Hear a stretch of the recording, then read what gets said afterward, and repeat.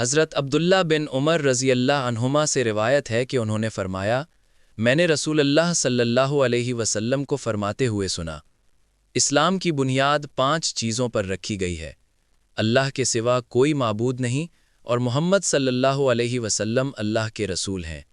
نماز قائم کرنا، زکوٰۃ ادا کرنا، بیت اللہ کا حج کرنا اور رمضان کے روزے رکھنا۔ یہ حدیث صحیح بخاری حدیث نمبر 8 اور صحیح مسلم حدیث نمبر 16 میں موجود ہے۔ یہ حدیث اسلام کے بنیادی ستونوں کو بیان کرتی ہے۔ کلمہ ایمان کی بنیاد ہے، نماز اللہ سے تعلق کو مضبوط کرتی ہے، زکوٰۃ مال کو پاک کرتی ہے، حج امت کی وحدت کا مظہر ہے اور روزہ انسان میں صبر اور تقوی پیدا کرتا ہے۔ ان 5 ارکان پر عمل کرنے سے انسان کا دین مضبوط ہوتا ہے اور یہی ایک مکمل مسلمان کی پہچان ہے۔